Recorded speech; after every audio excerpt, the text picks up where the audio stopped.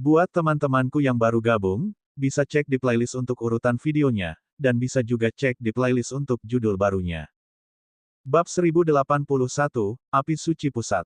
Hanya saja setelah mendapat pelajaran dari intisari binatang iblis, Qiu Wanjin tidak lagi berani mempertanyakan keputusan Xia Qingchen begitu saja. Tuan Xia, apakah maksudmu keempat patung itu adalah benda yang tak ternilai harganya? Tanyanya hati-hati. Xia Qingchen menggelengkan kepalanya. Memang benar itu berharga. Namun, itu tidak seberharga Lian Cheng. Ia meraih sebuah patung dan dengan lembut mengusapnya dengan telapak tangannya. Anehnya, bau busuk di dalamnya hilang dan tergantikan oleh aroma misterius. Akan tetapi, meskipun itu adalah wangi tanaman, setelah dihirup, wanginya sebenarnya membuat orang sedikit bersemangat. Alis Qiu Wanjin berkerut, dan Wu Xionyi menarik kerah bajunya. Dia berkata dengan agak marah, apa yang terjadi? Yang lebih aneh lagi, binatang-binatang iblis yang biasanya patuh kini gelisah. Mereka meringkik panjang dan beberapa bahkan berkelahi. Qiu Wanjin menahan rasa tidak nyamannya dan berkata, Tuan Xia, sepertinya ada masalah dengan patung ini. Tidak ada yang salah dengan patung itu, kata Xia Qingchen dengan tenang. Masalahnya ada pada kita yang berdiri di depan patung itu. Baru saja, dia menggunakan keilahiannya sendiri untuk memurnikan keilahian yang memburuk di patung itu. Tidak hanya kembali normal, tetapi keilahiannya juga telah melampaui masa lalu. Apa maksudmu? Wu Xiong mengedipkan matanya. Itu benar-benar efek dari patung itu. Xia Qingchen berkata, Dewa Barbarian adalah dewa yang menjadi dewa melalui jalan barbarisme. Keilahiannya bersifat tirani dan kejam, mudah memengaruhi pikiran orang-orang. Fungsi keempat patung ini adalah untuk mendesak binatang iblis selama pertempuran besar, membuat mereka semakin liar, gagah berani, dan tidak takut akan bahaya. Itulah sebabnya saya katakan nilai barang ini terbatas. Bagi kaum barbar, keempat patung itu adalah harta yang tak ternilai. Dengan patung-patung itu, mereka dapat meningkatkan pengaruh pasukan binatang iblis. Namun bagi orang-orang di alam dingin yang jarang menggunakan binatang iblis, itu tidak ada gunanya. Tentu saja, itu tidak sepenuhnya tidak berguna. Itu bisa digunakan di arena binatang iblis tertentu atau pasukan yang melatih binatang iblis. Qiu Wanjin tiba-tiba mengerti. Dia menggosok tangannya dan terkekeh. Jangan bilang, keempat patung ini masih bisa dijual dengan harga bagus di perbatasan selatan. Meskipun tidak sebagus telur binatang bulan tengah, tidak jauh berbeda. Binatang-binatang iblis di perbatasan selatan telah terkumpul selama bertahun-tahun, dan banyak kekuatan memiliki pasukan binatang iblis. Misalnya, Xia Qingchen telah memusnahkan 30 burung dengan satu nafas di peron. Aku tidak perlu khawatir tidak bisa menjual barang-barang ini. Mata Qiu Wanjin berbinar. Di antara kamar dagang yang datang kali ini, ada beberapa pedagang besar yang telah membesarkan banyak binatang iblis. Kalau mereka tahu kegunaan benda ini, bukankah mereka akan gila-gilaan berebut mendapatkannya? Kali ini, aku ingin orang-orang yang menertawakanku, Qiu Wanjin, mendapatkan rasa hormat yang sama sekali baru. Qiu Wanjin tertawa dingin. Hanya surga yang tahu berapa banyak tatapan dingin yang telah diterimanya dalam 2 atau 3 tahun terakhir. Ketika ia berkuasa, keluarga-keluarga kaya dan berkuasa yang berkumpul di sekitarnya bersikap dingin kepadanya setelah ia jatuh. Beberapa bahkan berusaha mendapatkan kekayaannya. Sekarang, dengan kamar dagang yang belum pernah terjadi sebelumnya ini, dia ingin melihat siapa yang masih berani meremehkannya, Qiu Wanjin. Kali ini, semua itu berkat bimbingan Tuan Xia. Aku, Qiu Wanjin, rela mati untuk membalas kebaikanmu yang besar. Qiu Wanjin berkata dengan penuh rasa terima kasih. Sebutir telur binatang buas saja mungkin tidak cukup untuk mempertahankan benteng, namun kemunculan terus-menerus saripati binatang iblis dan patung-patung barbar sudah cukup untuk membungkam semua pedagang. Xia Qingchen sedang menunggu kalimat ini. Dia melirik sekelilingnya, dan Wu Xiongqiong mengerti maksudnya. Dia sendiri pergi ke pintu masuk untuk berjaga-jaga, tidak membiarkan siapapun mendekat. Qiu Wanjin adalah seorang pria tua yang berpengalaman, dan dia berkata dengan sungguh-sungguh, Tuan Xia, apakah Anda punya perintah? Jantungnya berdebar kencang. Masalah Xia Qingchen yang secara pribadi menyelidiki masalah ini bukanlah masalah kecil, bukan? Xia Qingchen meletakkan tangannya di belakang punggungnya. Tidak lama lagi, aku mungkin perlu melakukan perjalanan ke wilayah launan. Aku akan langsung menuju ke pusat wilayah launan. Namun, aku tidak memiliki pemandu. Tuan Xia akan pergi ke pusat wilayah launan. Qiu Wanjin menarik napas dalam-dalam. Pusat wilayah Lounan adalah tempat Raja Barbar berada. Tempat itu penuh dengan orang barbar. Itu bukan tempat bagi orang luar untuk menginjakkan kaki. Xia Qingchen mengerutkan kening. Apakah itu sangat berbahaya? Tidak berbahaya, hanya saja kamu tidak bisa masuk sama sekali. Qiu Wanjin mendecak lidahnya. Aku bisa pergi kemana saja di wilayah Lounan, tetapi aku tidak bisa memasuki bagian tengahnya. Kalau tidak, aku pasti akan terbunuh. Xia Qingchen sedikit terkejut. Aku bahkan tidak bisa masuk dengan tenang. Tidak, Dewa Barbar di tengah sangat efektif. Begitu orang luar masuk, Dewa Barbar akan segera merasakannya. Jika kita orang luar, kita akan ketahuan pada saat pertama. Qiu Wanjin menggelengkan kepalanya. Ia pergi ke semua tempat di wilayah Lounan. Ia bisa pergi kemana saja tanpa halangan kecuali ke pusat, yang sama sekali tidak diizinkan untuk dikunjungi. Xia Qingchen merasa gelisah. Kesulitannya lebih besar dari yang dibayangkannya. Tidak mungkin untuk sampai di sana hanya dengan tim yang andal. Jika aku boleh bertanya, apa urusan Tuan Xia di pemerintahan pusat? Qiu Wanjin masih ingin membantu Xia Qingchen menyelesaikan masalahnya dan membalas kebaikannya. Xia Qingchen memikirkannya berulang kali, lalu berkata dengan setengah hati, aku ingin menggunakan api suci di tanah selatan untuk menempa beberapa artefak nirvana. Menggunakan api suci. Qiu Wanjin terdiam dan tersenyum pahit. Tuan Xia benar-benar berani. Api suci di wilayah Lounan dinyalakan oleh Raja Barbar pertama, Dewa Barbarian, sebelum dia menerobos kehampaan. Selama ribuan tahun, api suci terus ada dan tidak pernah padam. Api suci adalah kepercayaan tertinggi bagi wilayah Lounan. Setiap hari, ada pendeta yang menjaganya. Sulit bagi manusia untuk melihatnya, apalagi meminjamnya. Bahkan dia sedikit terkesan dengan Xia Qingchen, dia benar-benar berani memiliki rencana pada api suci. Namun, nada bicara Qiu Wanjin berubah. Tuan Xia, jika Anda ingin memurnikan artefak nirvana, Anda tidak harus menggunakan api suci, bukan? Penyempurnaan senjata hanyalah sebagian dari tujuan Xia Qingchen. Bagian lain dari tujuannya adalah membiarkan api surgawi kecil melahap api suci wilayah Lounan dan tumbuh dewasa sekali dan selamanya. Ia tidak akan putus asa dan lesu hanya karena Xia Qingchen telah mengekstraksi api surgawinya. Namun, setelah mendengar penjelasan rincin Qiu Wanjin, Xia Qingchen tahu bahwa akan sangat sulit untuk melahap api suci untuk sementara waktu di wilayah Lounan. Tempat lain bisa digunakan untuk menempa artefak nirvana tingkat tinggi. Perubahan nada bicara Qiu Wanjin membuat semangat Xia Qingchen tersentak. Awalnya, dia bahkan telah membatalkan rencana untuk memurnikan pedang Dayan. Tentu saja, Qiu Wanjin tidak bertanya artefak nirvana tingkat apa yang ingin disempurnakan Xia Qingchen. Dia berkata, di pinggiran area pusat, ada gunung berapi yang aktif sepanjang tahun. Konon katanya gunung berapi ini terbentuk dari percikan api yang tak sengaja menyembur saat Dewa Barbarian menyalakan api suci. Saat jatuh ke tanah, api itu langsung melelehkan daratan, membentuk gunung berapi seperti sekarang. Gunung berapi ini terus ada hingga sekarang. Qiu Wanjin mengelus jenggotnya. Berdasarkan informasi yang kudapat dari orang-orang barbar, suhu di dalam gunung berapi itu sangat tinggi. Tidak lebih rendah dari api suci. Jika kau ingin menggunakan api suci untuk memurnikan senjata nirvana, sebaiknya kau pilih gunung berapi ini. Xia Qingchen mengangguk tanpa suara. Bahkan tanpa bagian akhir kalimatnya, Xia Qingchen yakin bahwa gunung berapi itu pasti cukup untuk memurnikan senjata nirvana. Api suci yang dinyalakan oleh Dewa Barbarian seharusnya mengandung jejak kekuatan surgawinya. Api itu juga merupakan bagian dari api suci, yang cukup untuk membuat senjata nirvana yang diinginkannya. Bab 1082, Kebencian Baru dan Kebencian Lama. Jika saatnya tiba, bisakah penjaga toko Qiu memimpin jalan? Tanya Xia Qingchen. Tentu saja, penjaga toko Qiu tersenyum. Masalah Tuan Xia adalah tugasku untuk meminta bantuan seseorang. Jika Tuan Xia membutuhkannya, silakan beritahu aku kapan saja dan aku akan menemanimu ke gunung berapi. Xia Qingchen mengesampingkan masalah di hatinya. Di bawah perusahaannya dan Wu Xiong, mereka tiba di tempat kamar dagang. Tempatnya dari utara ke selatan, dan penyelenggara serta tamu kehormatan berada di panggung tinggi di utara. Sedangkan untuk tamu undangan, mereka akan duduk di selatan. Di antara kursi utara dan selatan, tirai digunakan sementara untuk mengisolasi tamu agar tidak melihat pergerakan di platform tinggi.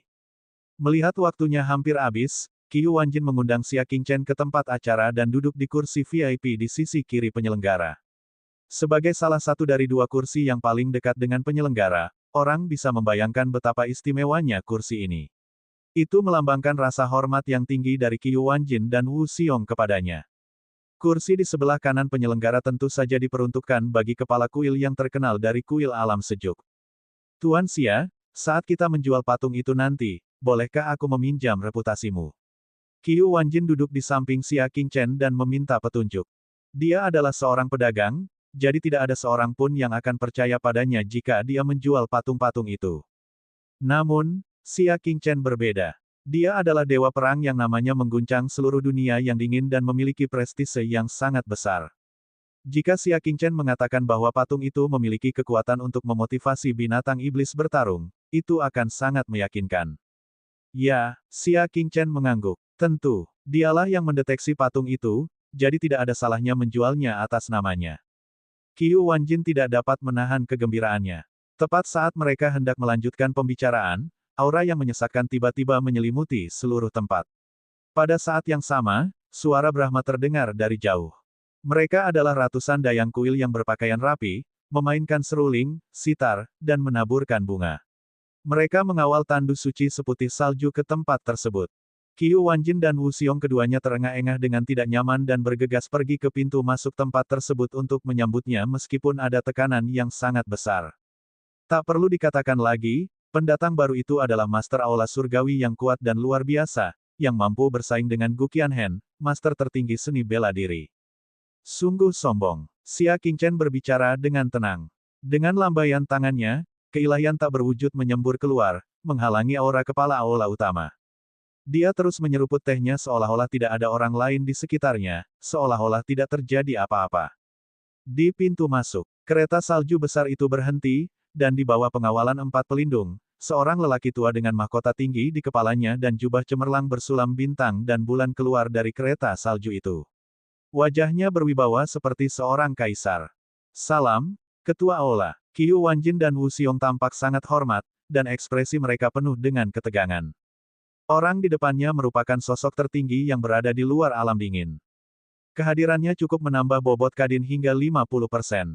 Banyak orang yang khusus datang untuk mendukung kepala balai. Tentu saja, mayoritas orang melakukan ini demi Xia Qingchen. Meskipun status kepala aula dihormati, ia terlalu bermartabat. Selain itu, ia bukan orang sekuler. Mereka hanya menghormatinya, tidak berusaha mendekatinya. Namun, Xia Qingchen berbeda. Dia adalah dewa perang dari wilayah dingin, seseorang yang dihormati oleh warga perbatasan selatan dari lubuk hati mereka. Orang tua yang berwatak bak kaisar itu menganggukkan kepalanya dengan acuh tak acuh, dan keempat pelindung di depannya langsung menatap Qiu Wanjin dan Wu Xiong. Keduanya mengerti secara diam-diam dan menuntun mereka ke panggung tinggi. Kepala aula, silakan. 4 pelindung, silakan. Sepanjang jalan, para pembantu dan manajer kamar dagang semua menghentikan apa yang sedang mereka lakukan dengan gugup dan memberi hormat dengan hikmat.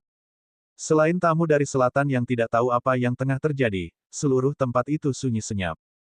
Hal ini berlanjut hingga mereka tiba di platform tinggi dan melihat Xia Qingchen. Penjaga Zhao adalah salah satu dari 4 penjaga. Dia mengerutkan kening dan memarahi, yang bermarga Xia, kepala aula utama ada di sini. Mengapa kamu tidak berlutut untuk menyambutnya?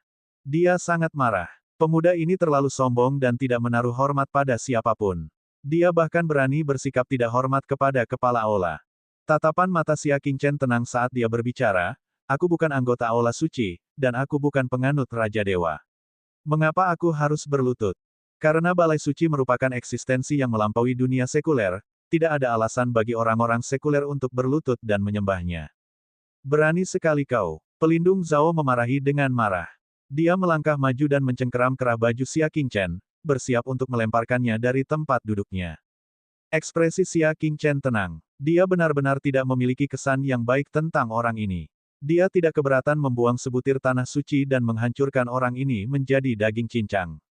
Wajah Qiu Wanjin dipenuhi kecemasan. Dia tidak mampu menyinggung pihak kuil, dan dia tidak berani ikut campur. Tatapan Wu Xiong berbalik dan dia meraih tirai yang memisahkan utara dan selatan. Bahasa Huala. Tirai pun diturunkan, dan para tamu yang duduk tegak dan diam segera melihat pemandangan di panggung tinggi dengan jelas. Pelindung Zhao itu memiliki ekspresi jahat di wajahnya, ingin mencengkeram kerah baju Xia Qingchen. Kerumunan itu tertegun sejenak sebelum mereka bereaksi. Kuil, apa yang sedang kamu lakukan? Di depan meja adalah tuan tua dari keluarga Xiao, salah satu pedagang biji terkemuka di perbatasan selatan. Dia sudah berusia lebih dari 150 tahun, dan dia sudah lama tidak peduli lagi dengan urusan klan. Mengingat statusnya, dia tentu saja tidak akan menghadiri asosiasi pedagang hari ini. Namun, ketika dia mendengar bahwa Xia Qingchen ada di sini, dia, yang tidak diundang, secara khusus memerintahkan seseorang untuk meminta undangan dari Qiu Wanjin. Tujuannya adalah untuk melihat siapa dewa perang Xia yang agung, yang telah mengalahkan wilayah Zongyun di perbatasan utara dan membuat kejayaan tak berujung bagi wilayah yang sejuk itu. Sebelumnya, ketika Xia Qingchen datang ke tempat itu, Tuan Xiao beserta keluarganya kebetulan berada di luar dan telah melihat punggung Xia Qingchen dari jauh. Oleh karena itu, mereka mengenalinya hanya dengan sekali pandang. Apa yang tidak diduga oleh Tuan Tua Xiao adalah bahwa saat pertama kali dia melihat Xia Qingchen, pelindung kuil akan bersikap seperti seorang tiran, berlaku galak terhadap Xia Qingchen.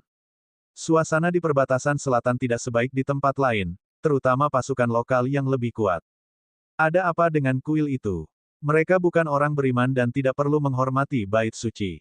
Saat Tuan Tua Xiao berbicara, para pemimpin dari banyak kekuatan yang datang ke sini untuk Xia Qingchen semua membanting tangan mereka di atas meja dan berdiri, memarahi dengan suara tegas, "Dasar! Apa yang ingin kau lakukan pada Dewa Perang Xia? Aula Dewa terlalu sombong, dan wilayah yang dingin itu sombong. Beraninya seorang pelindung tidak menghormati mereka. Terlalu kurang ajar." Tindakan penjaga Zhao membuat marah lebih dari separuh kerumunan dan suasana langsung menjadi kacau. Dia tidak punya pilihan selain menarik kembali tangannya yang mencengkeram Xia Qingchen. Dia merasa seperti sedang menunggangi seekor harimau dan merasa sulit untuk turun. Jika dia menangkap mereka, dia akan menuai kemarahan publik. Jika dia tidak menangkap mereka, dia akan malu. Minggir, kepala aula dari aula kaisar tampaknya baru menyadari niat jahat pelindung Zhao. Penjaga Zhao mengambil kesempatan untuk mundur karena malu. Wajahnya masih terasa panas, dan dia tidak dapat menahan sedikit pun rasa benci dalam tatapannya saat dia melirik Xia Qingchen. Dia harus membalas dendam untuk ini. Di bawah tekanan kepala kuil, para pedagang yang berisik itu perlahan-lahan menjadi tenang. Bagaimanapun, dia adalah kepala kuil, dan mereka tidak berani bertindak gegabah. Melihat masalah itu baru saja mereda, Qiu Wanjin buru-buru mencoba menenangkan keadaan.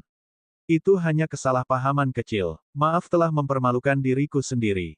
Dia menenangkan semua orang. Kepala aula kuil duduk di sebelah kanannya, sedangkan keempat pengawal berdiri di belakangnya. Sebagai penyelenggara, dia dan Wu Xiong tentu saja duduk di tengah. Bab 1083, Lelang Kamar Dagang. Penjaga Zhao melihat ke arah tempat duduk dan langsung merasa tidak puas. Dia bertanya kepada Qiu Wanjin, bagaimana kita bisa membiarkan Xia Qingchen sejajar dengan kepala aula kuil kita? Xia Qingchen duduk di kursi, sedangkan kepala kuil di sebelah kanan. Bukankah ini berarti mereka berdua memiliki kedudukan yang sama? Qiu Wanjin merendahkan suaranya dan menjelaskan, Tuan Xia bukan hanya seorang bangsawan, tetapi juga seorang dermawan besar bagi kedua keluarga kita. Dia tidak punya niat untuk tidak menghormati kepala aula. Itu bukan alasan baginya untuk sejajar dengan ketua aula kita. Alis penjaga Zhao terangkat. Turunkan dia segera. Qiu Wanjin tidak puas. Dia adalah pemilik tempat ini, dan dia dapat mengundang siapapun yang dia inginkan. Mengapa pria Zhao itu berani meninggalkan tamunya? Dia tetap diam. Mengingat identitasnya sebagai pedagang, tidaklah mudah baginya untuk berkonflik dengan kuil. Namun, Xia Qingchen bisa. Penjaga Zhao Yuting, kan? Kaulah yang mengatur asosiasi pedagang ini. Xia Qingchen bertanya dengan santai. Tidak, tapi menurutku kau tidak memenuhi syarat. Penjaga Zhao menatapnya dengan dingin. Karena kamu bukan siapa-siapa, mengapa kamu perlu bicara? Bagaimana mungkin kamu, seorang tamu, ikut campur dalam wilayah tuan? Xia Qingchen merasa sedikit jijik. Mereka yang tidak tahu lebih baik mungkin berpikir bahwa pelindung kuil agung tidak memiliki pendidikan. Mengatakan bahwa dia tidak berpendidikan merupakan penghinaan terhadap kuil. Penjaga Zhao segera menjadi serius dan memarahi, Xia Qingchen, kamu harus menerima hukuman dari para dewa karena telah menghina kuil. Cahaya spiritual berkelap-kelip di sekujur tubuhnya, seolah-olah dewa benar-benar turun. Xia Qingchen mengangkat telapak tangannya dan melirik jari-jarinya. Dia kemudian berkata dengan santai, kalau begitu biarkan para dewa menghukum kita. Aku ingin melihat apakah kamu dapat memanggil proyeksi dewa setelah meninggalkan kuil. Sebenarnya, yang lebih ingin dilihatnya adalah bagaimana proyeksi dewa yang turun ke dunia fana berani menghukumnya, wahai Raja Dewa tanpa debu. Xia Qingchen, kau benar-benar melanggar hukum. Pelindung ini tidak akan menoleransimu, pelindung Zhao bersiap untuk menyerang lagi. Namun, tutup teko pecah dari bawah panggung. Itu kakek Xiao. Dia dengan marah melemparkan tutup cangkir tehnya ke arah penjaga Zhao dan memarahinya dengan tongkatnya, turun. Dasar. Yuren pun tak terbandingkan marahnya, memuntahkan sepiring buah-buahan dan buah-buahan lainnya. Apa maksud orang Zhao itu dengan mencari masalah dengannya berulang kali? Kalian semua ingin menjadi musuh kuil, bukan? Zhao Yuting sangat marah dan mengancam. Kakek Xiao tertawa, karena kuil suci menganggap keluarga Xiao adalah musuh kuil suci, maka uang dupa 100 miliar yuan tidak akan dibayarkan mulai tahun ini dan seterusnya. Benar, keluarga Huang kita memberikan puluhan miliar liang yuan setiap tahun, tetapi pada akhirnya, kita masih menjadi musuh di mata kuil. Aula Dewa sangat kuat. Tanpa dukungan keluarga bangsawan lokal di perbatasan selatan kita, bagaimana mungkin bisa seperti sekarang? Sungguh tidak tahu terima kasih. Keluarga Wangku tidak akan menyembahmu. Orang-orang dari kuil, jangan datang ke keluarga Wangku untuk meminta sedekah. Kalau tidak, aku akan membunuh kalian semua. Perkataan penjaga Zhao menimbulkan gelombang ribuan gelombang. Dia pasti telah membuat marah banyak pedagang yang mendukung aula suci. Meskipun mereka tidak percaya pada kuil, sebagai pengusaha, wajar saja mereka mengeluarkan uang untuk membeli kedamaian, dengan harapan uang kemenyan dapat menjamin kelancaran panen mereka di tahun mendatang. Namun, Zhao Yuting tidak menanggapi mereka serius dan menuduh mereka memberontak. Dapat dilihat betapa sombongnya kuil Shen, dan betapa rendahnya hati kuil Shen. Situasinya langsung menjadi tidak terkendali, membuat Zhao Yuting malu sekali lagi. Kalian. Ia benar-benar ingin memarahi mereka dan mengatakan bahwa mereka tidak membutuhkan kuil untuk mendapatkan uang dupa yang cukup. Namun, jika dia mengatakan ini, dia takut dia akan kehilangan semua uang dupa kelompok orang ini. Kerugiannya tidak akan kecil. Tampar mulutnya. Wajah berwibawa pemimpin kuil itu tetap acuh tak acuh seperti biasanya saat dia berbicara perlahan. Penjaga Zhao segera menarik tangannya dan menamparkan mulutnya sendiri. Kemudian, dia dengan patuh berdiri di samping. Dia bisa melihat bahwa kepala aula sudah sedikit marah, jadi dia menjelaskan, saya melindungi kehormatan kepala aula. Tampar mulutnya lagi, kata kepala aula dengan acuh tak acuh. Kali ini, dia bahkan melirik ke arah penjaga Zhao. Matanya yang dingin bagaikan dua belati yang menusuk langsung ke jantung pelindung Zhao, membedah pikirannya. Apa yang dia maksud dengan melindungi kehormatan kepala aula? Dia jelas menggunakan jabatan resminya untuk membalas dendam pada Xia Qingchen. Pelindung Zhao menggigil dan menamparkan mulutnya sendiri lagi. Kemudian dia menutup mulutnya dan tidak berani mengatakan sepatah kata pun. Ketika kepala istana mengetahui bahwa sumber roh peti mati perak itu telah diambil, dia sudah tidak senang dan berniat menyalahkannya karena tidak melakukan tugas dengan baik. Sekarang dia telah mendatangkan murka masa satu demi satu, dan kepala aula sudah kecewa padanya. Dengan itu, suasana akhirnya menjadi sunyi. Qiu Wanjin menghela napas lega dan melirik penjaga Zhao dari sudut matanya. Dia mendengus dingin dalam hatinya. Orang ini benar-benar tahu bagaimana mencari masalah. Jika dia terus menimbulkan masalah, kamar dagang mungkin tidak dapat beroperasi secara normal. Hah! Tiba-tiba, Qiu Wanjin kembali sadar. Mungkinkah penjaga Zhao sengaja menghalangi kamar dagang hari ini? Semua tindakan ini dimaksudkan untuk membuat kamar dagang tidak senang. Namun, apa motif pelindung Zhao menghancurkan kamar dagang? Setelah berpikir sejenak, Qiu Wanjin menggelengkan kepalanya dan merasa bahwa dia terlalu banyak berpikir. Dia berdeham dan berkata, semuanya, terima kasih sudah datang. Selain itu, kamar dagang telah mengundang kepala balai istana dewa dan Tuan Xia untuk hadir. Tepuk tangan meriah langsung terdengar dari kerumunan di bawah panggung. Tepuk tangan itu bukan hanya untuk kepala aula kuil, tetapi juga untuk Xia Qingchen. Di dalam hati mereka, status Xia Qingchen tidak lebih rendah dari ketua aula yang misterius itu. Kalau begitu, saya tidak akan membuang-buang waktu lagi. Saya akan menunjukkan produknya. Jika Anda tertarik, Anda dapat membelinya. Jika Anda ingin membeli nanti, Anda juga dapat menandatangani perjanjian saat itu juga. Hal pertama yang dikeluarkannya adalah harta karun yang berharga. Karena tanah sejuk merupakan tempat yang langka, hal itu segera menarik minat beberapa pedagang dan mereka membelinya. Setelah itu, ia mengeluarkan beberapa barang langka yang jarang terlihat di perbatasan selatan, sehingga menarik lebih banyak pedagang untuk ikut bergabung. Suasana seluruh tempat itu menjadi kacau. Qiu Wanjin tidak dapat menahan kegembiraannya. Dengan keterampilannya yang baik dalam menjamu tamu, ia tetap mempertahankan antusiasme yang tinggi sebagai tamu. Hanya saja banyak klan besar, termasuk Tuan Tua Xiao, tidak begitu tertarik dengan barang-barang itu. Mereka mengamati Xia Qingchen dengan rasa ingin tahu dan saling berbisik dalam diskusi. Seperti yang diharapkan dari Dewa Perang. Belum lagi hal lainnya, hanya sikapnya saja yang tidak dapat dibandingkan dengan orang biasa. Bukankah begitu? Dia bahkan tidak berkedip ketika kepala aula datang. Hanya sedikit orang yang bisa melakukan itu. Dia memang Dewa Perang. Tampaknya wilayah kita yang sejuk akhirnya menghasilkan pilar masa depan yang layak. Untuk memiliki prestasi hebat seperti itu di usia yang begitu muda, masa depan dapat dibayangkan. Akan lebih baik jika dia datang ke perbatasan selatan untuk menduduki jabatan. Kita dapat membunuh kelompok barbar itu dengan kejam dan melihat apakah mereka masih berani bersikap sombong.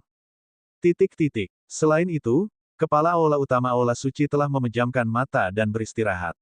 Dia tidak tertarik pada barang-barang dalam daftar itu.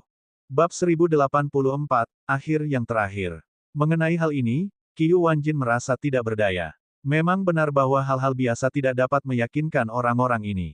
Untungnya, setelah 2 jam pameran, kamar dagang hampir mencapai akhir.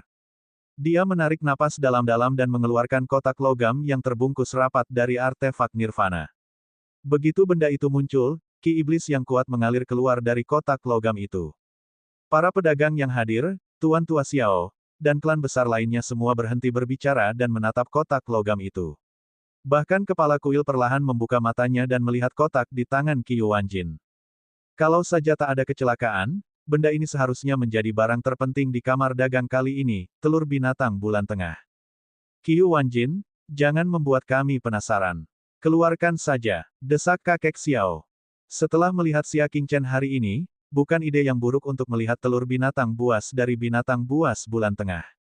Dengan pengalamannya selama 150 tahun, ini adalah pertama kalinya dia melihat telur binatang buas dijual di perbatasan selatan.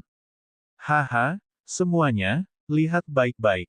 Qiu Wanjin membuka kotak logam itu, dan di dalamnya, diam-diam tergeletak telur binatang seputih salju seukuran kepala manusia. Saat bersentuhan dengan udara luar, telur binatang itu benar-benar berdenyut. Mereka yang memiliki pendengaran kuat bahkan dapat mendengar suara samar dari dalam telur.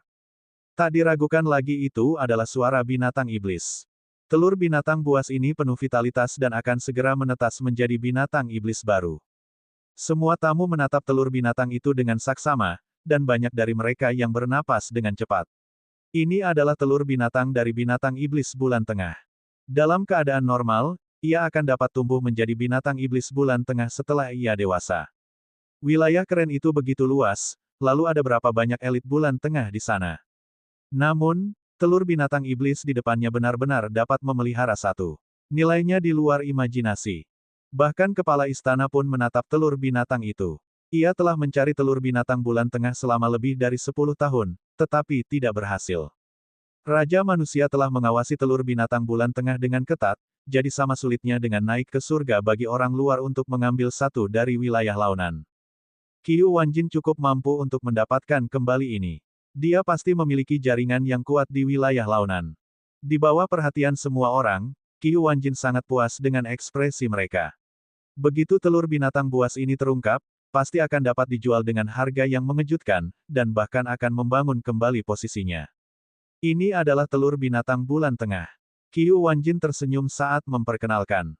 Di bawah panggung, seorang pedagang bertanya dengan sikap ingin tahu, "Penjaga toko Qiu, bolehkah saya bertanya telur binatang iblis jenis apa ini?" Di antara binatang iblis bulan tengah, ada juga perbedaan kekuatan. Beberapa jinak, sementara yang lain ganas dan pandai bertarung. Atribut yang berbeda akan menghasilkan perbedaan nilai yang sangat besar. Qiu Wanjin tersenyum bangga, "Pertanyaan bagus. Ini adalah telur anjing api neraka yang terkenal dari daerah Lounan." Mendengar ini, napas semua orang menjadi cepat lagi. Benarkah? Hellfire Hound adalah salah satu dari 10 binatang iblis bulan tengah yang paling ganas di wilayah Launan. Ia mirip dengan piton surgawi batu putih yang ganas di wilayah Zongyun. Kudengar binatang iblis ini sangat ganas di launan. Paling tidak ia dapat menghancurkan kota dan sangat ketat dengan telurnya. Bagaimana penjaga toko Qiyu mendapatkannya? Benar sekali. Penjaga toko Qiyu, tolong beritahu saya. Bagaimana Anda mendapatkan telur binatang bulan tengah? Petik 2. Mereka sebenarnya lebih tertarik pada sumber telur binatang itu daripada telur binatang itu sendiri. Semua orang yang hadir telah berbisnis selama bertahun-tahun, jadi mereka tentu saja memahami pentingnya telur binatang bulan tengah. Namun, mereka juga memahami bahwa sumber telur binatang itu bahkan lebih penting. Qiyu Wanjin bisa mendapatkan satu, tapi bisakah dia mendapatkan yang kedua? Bagaimana dia mendapatkannya? Apakah mereka punya kesempatan? Tentu saja, Qiyu Wanjin tidak cukup bodoh untuk mengungkapkan masalah sepenting itu. Dia tertawa dan berkata, semua orang sangat tertarik pada telur binatang itu. Jika kalian benar-benar menginginkannya, kalian dapat menetapkan harga yang sesuai. Siapapun yang memiliki harga tertinggi akan mendapatkannya. Tentu saja, jika harganya tidak sesuai dengan harapan saya, maka saya tidak akan menjualnya. Melihat bahwa mereka tidak dapat menemukan sumber telur monster itu, mereka menyerah dan berbalik untuk fokus pada telur monster di depan mereka. Kakek Xiao merenung sejenak dan menjadi orang pertama yang berbicara. 300 miliar Liang Yuan. 300 miliar adalah harga yang mengesankan, tetapi itu jauh dari cukup untuk telur binatang itu. Qiyu Wanjin tersenyum dan menggelengkan kepalanya. Jelas bahwa harganya jauh lebih rendah dari yang diharapkan. 500 miliar, kata seorang anggota klan besar. 700 miliar. 800 miliar. Setelah waktu yang dibutuhkan untuk menyeduh secangkir teh, harganya sudah melambung tinggi hingga mencapai 18 triliun. Bahkan keluarga Xiao, yang telah mengakar kuat selama ratusan tahun, tidak mampu membelinya. Mereka yang sedikit lebih lemah hanya memiliki 18 triliun yuan setelah ratusan tahun akumulasi. Dapat dikatakan bahwa mereka telah menghabiskan seluruh kekayaannya hanya untuk membeli telur binatang bulan tengah ini. 18,7 triliun. Ini tawaran terakhir, teriak kakek Xiao. Aku akan menyerah jika ada tawaran yang lebih tinggi. Keluarga Xiao juga telah mencapai batasnya dan tidak dapat lagi menarik dana. Butuh waktu lama sebelum pemimpin klan Chen mengajukan tawaran sebesar 18,8 triliun. Qiyu Wanjin sedikit bersemangat. 10 triliun adalah harga terendah di hatinya, dan sekarang telah mencapai 18 triliun, jauh melampaui harapannya. Dengan uang itu, dia bisa membeli lebih banyak sumber daya di wilayah launan. Kali ini kamar dagang telah mengizinkannya untuk mendapatkan kembali pijakannya. Apakah ada tawaran yang lebih tinggi? Jika tidak, maka telur binatang bulan tengah ini akan menjadi milik pemimpin klan Chen. Teriak Qiyu Wanjin seirama. Namun, pada saat ini, kepala aula utama aula surgawi, yang tidak berbicara sejak awal, perlahan berdiri dan berkata, 20 triliun. Dia langsung menaikkan harganya hingga 1 triliun. Tiba-tiba, seluruh tempat menjadi sunyi. Tak seorang pun berbicara lagi. Kepala keluarga Chen duduk sambil menghela napas lega. Mengeluarkan harga setinggi langit 18 triliun, hatinya sedikit bergetar. Itu adalah tabungan keluarga Chen selama ratusan tahun. Sungguh bukan langkah yang bijaksana untuk membeli binatang iblis yang baru akan matang setelah 100 tahun. Qiyu Wanjin sangat gembira hingga dia hampir terbang. Dia mengangguk berulang kali dan berkata, bagus, bagus, telur binatang bulan tengah milik kuil. Banyak pedagang yang memiliki ekspresi yang mengatakan, seperti yang diharapkan. Mereka sudah tahu hasilnya. Karena kuil ikut berpartisipasi, mereka bertekad untuk mendapatkan telur binatang bulan tengah. Faktanya, hanya aula suci yang cocok untuk membesarkan binatang iblis bulan tengah, karena hanya mereka yang bisa menjaganya dan tidak boleh dibiarkan mencurinya. Penjaga Zhao melangkah maju dan mengeluarkan 10 kotak kartu api. Dia menyerahkan uang dan barang-barang itu kepada Qiyu Wanjin di tempat. Setelah mendapatkan telur binatang itu, kepala kuil berbalik dan bersiap untuk pergi. Para pedagang juga bangkit.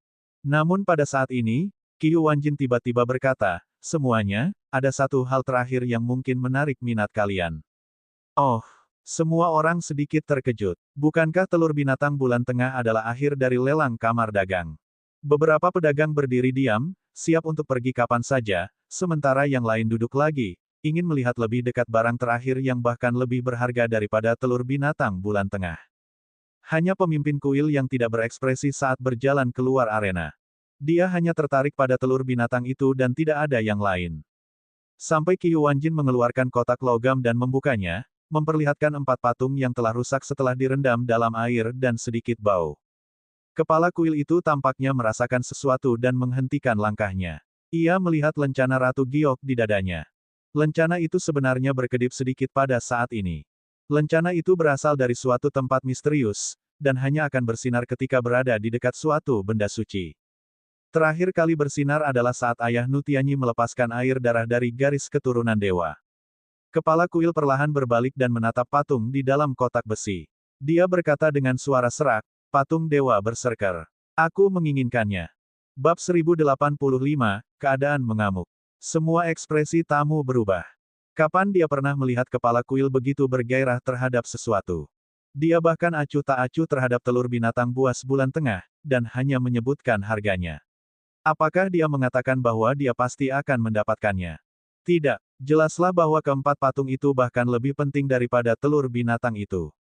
Hanya saja mereka tidak tahu untuk apa patung itu, sehingga mereka tidak berani memperjuangkannya. Qiyu Wanjin sangat puas dengan hasilnya. Semuanya, ini adalah patung dewa dari ras barbar. Menurut penilaian, dewa barbar pernah menyentuh patung ini sebelumnya, jadi patung ini memiliki keilahian yang kuat, katanya dengan keras. Adapun kegunaannya, kamu bisa lihat sendiri. Saat Qiyu Wanjin berbicara, dia bahkan bertepuk tangan dan memerintahkan seseorang untuk membawa seekor kuda iblis yang jinak. Para pelanggan yang berdiri di sekitar semuanya tertarik dengan pancuran air itu. Mereka duduk dan memperhatikannya dengan rasa ingin tahu.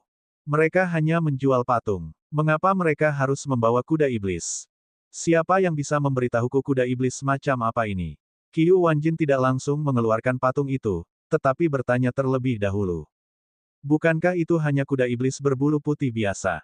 Seorang pedagang bertanya dengan santai. Apa pendapatmu tentang kepribadian kuda iblis berbulu putih? Qiyu Wanjin terus bertanya. Dia menjawab tanpa ragu, dia sangat jinak. Bahkan jika seseorang membunuhnya dengan pisau, dia hanya akan lari dan tidak menyerang orang. Sampai sekarang, saya belum pernah mendengar tentang kuda iblis berbulu putih yang menyerang orang. Kuda biasa kadang-kadang tidak patuh dan menendang orang. Namun, kuda iblis berbulu putih pada dasarnya pemalu dan tidak berani menyerang orang. Penjaga toko Qiyu, mengapa kau bertanya tentang benda-benda terkenal ini? Kita semua orang sibuk, dan kita tidak punya waktu untuk menyia-nyiakan hal-hal yang tidak relevan. Sebaiknya kau cepat-cepat memberitahuku untuk apa patung itu. Si pedagang mendesak dengan tidak sabar. Saudaraku, karena menurutmu kuda iblis berbulu putih itu jinak dan tidak menyerang orang, bisakah kau datang dan memegang tangannya? Qiyu Wanjin tersenyum. Ini, pihak lainnya ragu-ragu, tetapi tetap memilih untuk melangkah maju dan memegang kendali kuda. Qiyu Wanjin menampakkan senyum misterius dan berkata, kamu harus bergegas, kalau terjadi apa-apa, Qiyu ini tidak akan bertanggung jawab. Dia berpura-pura misterius untuk membuat semua orang penasaran. Di bawah sorotan mata semua orang, Qiyu Wanjin mengeluarkan patung yang telah dibersihkan Xia Qingchen. Namun, begitu patung itu muncul, kuda iblis berbulu putih yang jinak itu tiba-tiba menjadi ganas. Ia tidak hanya menggelengkan kepalanya dengan cepat, tetapi juga terus-menerus mencakar-cakar kukunya. Ketika Qiyu Wanjin membawa patung itu dan mendekati binatang iblis itu, kuda iblis berbulu putih, yang terkenal akan kelembutannya, justru melepaskan diri dari cengkeraman pedagang itu dan menendangnya dengan kaki depannya. Yang terakhir terkejut, dan para pedagang di sekitarnya tidak menyangka kuda iblis berbulu putih itu akan menyakitinya sama sekali, jadi tidak seorang pun datang untuk menyelamatkannya tepat waktu. Hanya Qiyu Wanjin yang sudah siap, menarik pedagang itu dan segera meletakkan patung itu kembali ke dalam kotak logam, lalu menutupnya. Kuda iblis berbulu putih itu segera tenang, terengah-engah. Setelah beberapa saat, ia kembali ke keadaannya yang pemalu. Seolah-olah kuda iblis yang ganas itu bukan dirinya, melainkan jiwa yang lain. Qiyu Wanjin menarik pedagang itu dan menepuk-nepuk debu di tubuhnya. Semuanya, apakah kalian masih perlu aku menjelaskan kegunaan patung itu secara rinci? Pedagang yang diseretnya terkejut dan langsung berkata, saya mau patungnya, 100 miliar. Tampaknya dia telah mengetahui kegunaan patung itu, yaitu membuat binatang iblis itu menjadi gila. Kuda iblis berbulu putih yang lembut dan pemalu itu menjadi ganas dan mudah marah karena pengaruh patung itu. Bisa dibayangkan apa yang akan terjadi jika patung itu digunakan pada binatang iblis buas yang beradab dalam pertempuran.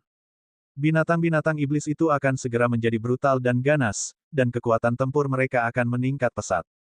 Yang lebih penting, patung itu tidak hanya berguna untuk satu binatang iblis, tetapi untuk semua binatang iblis. Satu patung saja dapat memperkuat kekuatan tempur seluruh pasukan monster iblis. Ini adalah harta karun yang tidak dapat dibeli dengan uang.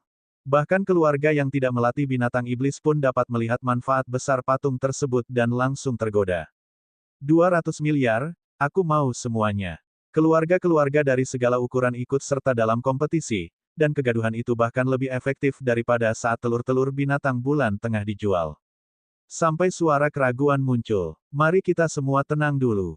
Qiu Wanjin hanyalah seorang pengusaha. Apa yang dia ketahui tentang patung itu? Kepala klan Chen berkata dengan sikap hati-hati.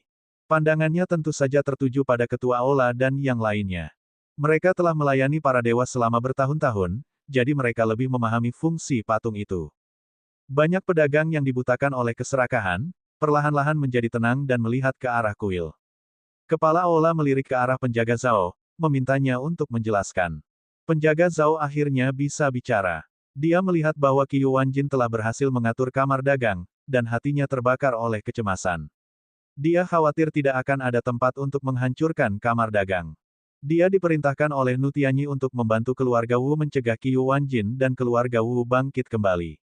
Jika dia gagal, telur binatang itu akan diambil kembali. Dengan izin dari kepala Ola, pelindung Zhao berkata dengan serius, itu adalah patung terkutuk. Ketika binatang iblis merasakannya, mereka akan menjadi gelisah dan bahkan akan melukai tuan mereka. Namun, jika mereka mendekati orang, mereka akan melukai orang tersebut. Jika ringan, mereka akan merasa pusing dan sakit. Jika serius, mereka akan mati. Dengan status 4 pengawal agung Istana Dewata pada umumnya, dia seharusnya bisa melihat fungsi keempat patung itu. Satu-satunya penjelasan adalah bahwa dia berbohong terang-terangan. Untuk mencegah pertengkaran antara dirinya dan orang luar, kepala kuil tidak mengoreksinya. Sebaliknya, dia berdiri diam di samping. Perkataan pelindung Zhao segera menyebabkan para pedagang yang tertarik mundur. Siapa yang ingin dikutuk oleh patung, dan siapa yang ingin binatang iblis mereka sendiri menderita. Meskipun mereka tidak mengatakannya dengan lantang, mereka tetap saja membenci Qiu Wanjin. Dia bahkan berani mengeluarkan barang sampah seperti itu untuk dijual. Apakah dia benar-benar mencoba menyakiti mereka? Dengan itu, koneksi yang dibangun Qiu Wanjin dengan susah payah melalui kamar dagang menunjukkan tanda-tanda menghilang. Semua orang, tolong percaya padaku. Ini jelas bukan patung yang akan menyakiti orang. Ini adalah patung orang barbar yang memperkuat pertempuran binatang iblis. Qiu Wanjin berkata dengan cepat. Akan tetapi antara dia dan penjaga kuil, para pedagang tentu lebih percaya kepada yang terakhir. Penjaga toko Qiu, siapa yang memberitahumu bahwa patung itu punya efek seperti itu? Penjaga Zhao bertanya dengan acuh tak acuh. Aku menyarankanmu untuk menjauh dari orang itu agar kau tidak terluka. Hati Qiu Wanjin dipenuhi kecemasan. Dia tidak tahu harus berbuat apa. Jika ini terus berlanjut, kamar dagangnya hanya akan mampu menjual beberapa barang, dan gengsi yang telah dibangunnya akan hilang. Ya, pada saat kritis ini, sebuah jawaban samar bergema di seluruh tempat. Semua orang melihat ke arah pembicara, dan Tuan Tua Xiao berkata dengan heran, Tuan Xia. Anda menilai patung itu. Xia Qingchen menyingkirkan debu di tubuhnya dan berkata perlahan, ya, aku sudah melakukan penilaian. Fungsi patung dewa adalah membuat binatang iblis menjadi gila, itu saja. Bab 1086, Membalikkan Arus. Mengenai kutukan, kalau kamu percaya itu kutukan, aku tidak akan menjelaskan banyak hal. Bagaimanapun juga, kalau dia beriman kepada kuil itu, yang rugi bukan dia, tapi orang-orang di kuil itu.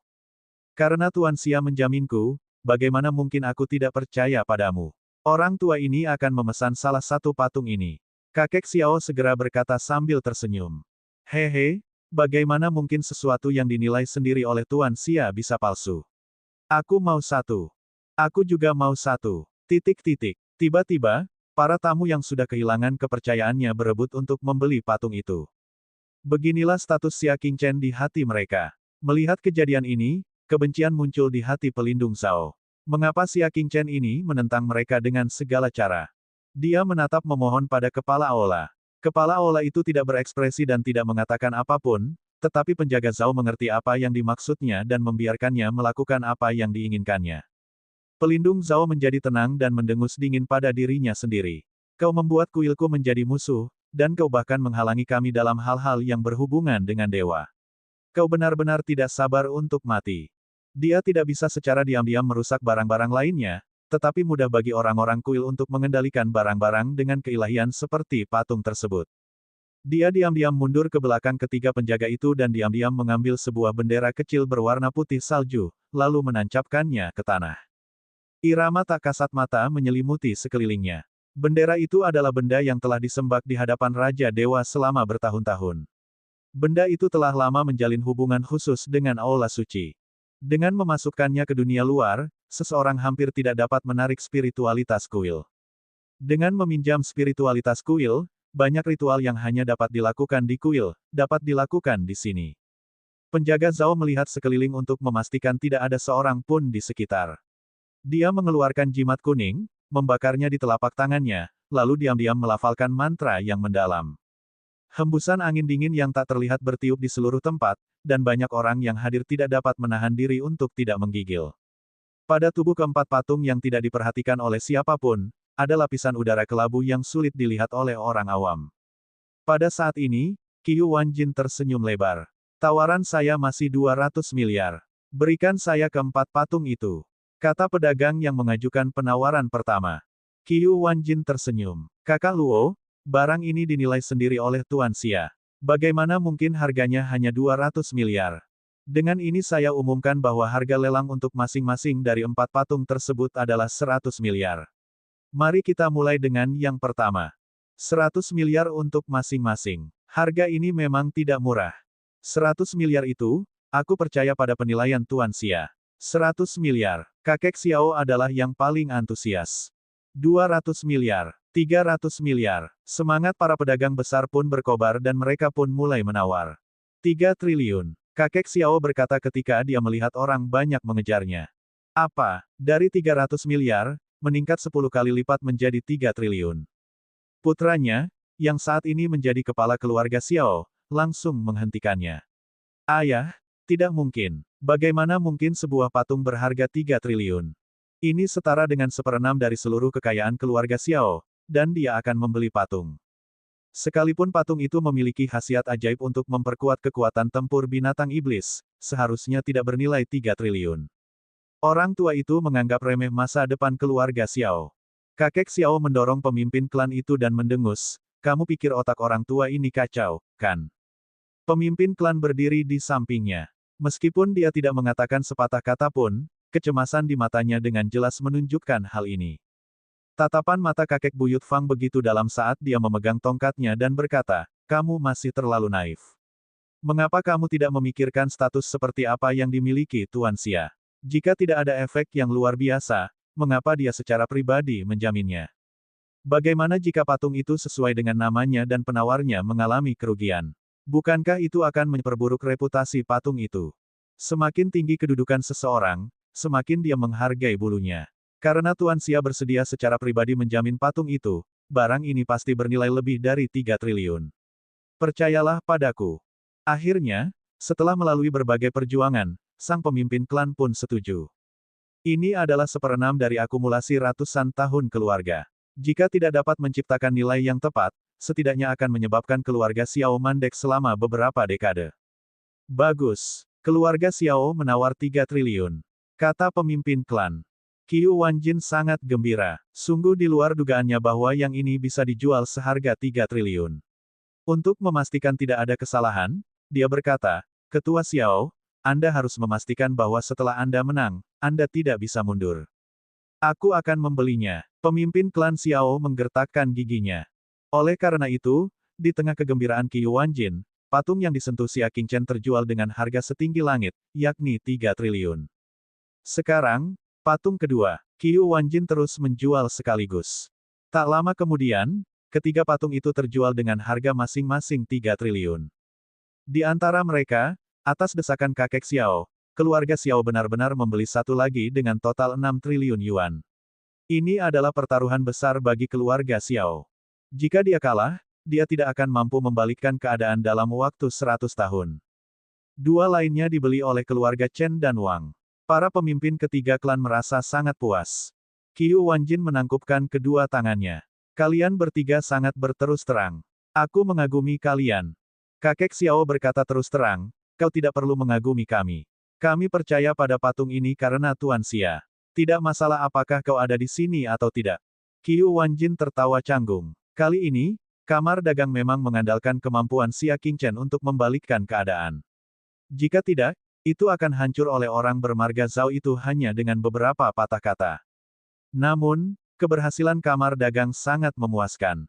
Namun, pada saat ini, penjaga Zhao memasang senyum palsu dan berkata, kalian bertiga cukup ambisius, mengapa kalian tidak memeriksa barang-barang di tangan kalian? Tidak perlu memeriksa barang-barang yang dijual Tuan Xia, kata kakek Xiao dengan enteng. Apakah ada hal lain yang ingin kamu katakan? Penjaga Zhao tertawa. Sekelompok orang idiot. Kalian sudah dijual, tetapi kalian masih membantu menghitung uang. Aku benar-benar khawatir tentang masa depan keluarga kalian. Ekspresi kakek Xiao tenang. Dia berdiri dan berkata, ayo pergi, katanya. Orang-orang dari keluarga Xiao segera mengikutinya dan pergi. Kepala keluarga Chen memandang patung yang dibelinya dengan ragu-ragu, menggelengkan kepalanya, dan pergi begitu saja. Hanya tuan keluarga Wang, yang kekayaannya tidak dapat dibandingkan dengan keluarga Xiao dan keluarga Chen, telah menghabiskan hampir setengah dari kekayaannya untuk membeli patung ini. Dia benar-benar tidak berani ceroboh sedikit pun. Tuan Xia, bolehkah aku memeriksanya?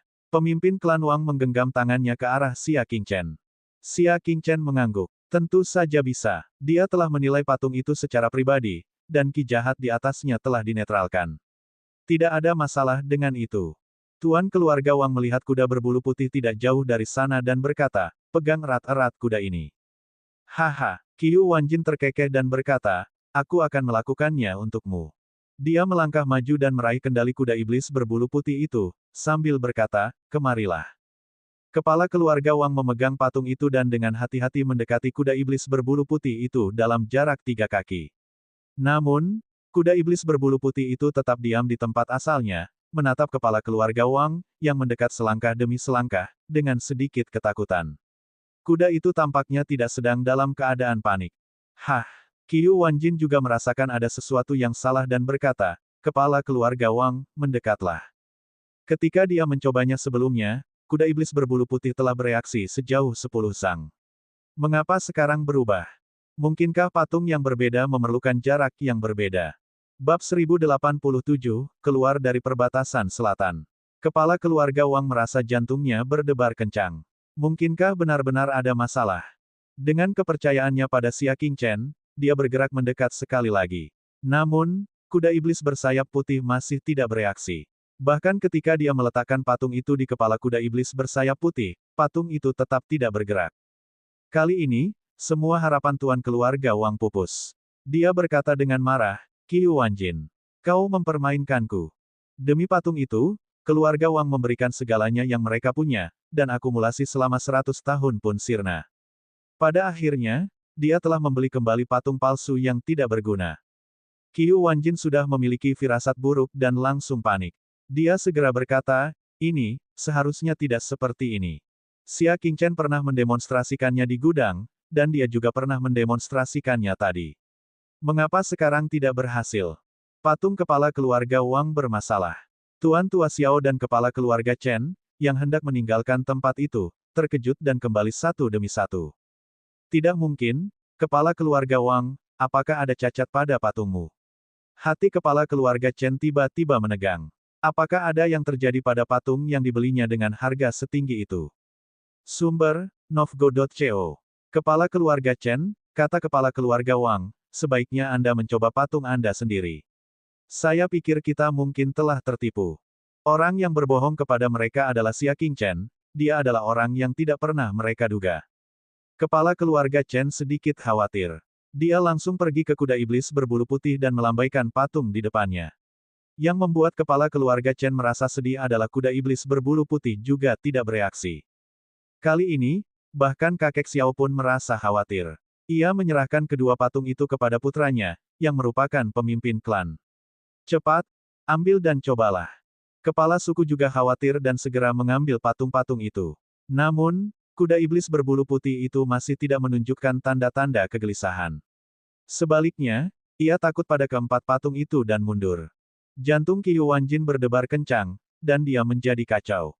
Dia segera berkata, "Seseorang, ganti saja ke binatang iblis lain." Butiran keringat kecil muncul di dahinya, dan dia sangat gugup. Jangan membuat kesalahan. Jika tersiar kabar bahwa dia, Qiyu Wanjin, menggunakan patung yang tidak berguna untuk menipu orang lain, itu akan menjadi bencana. Hal terpenting bagi seorang pengusaha adalah reputasinya.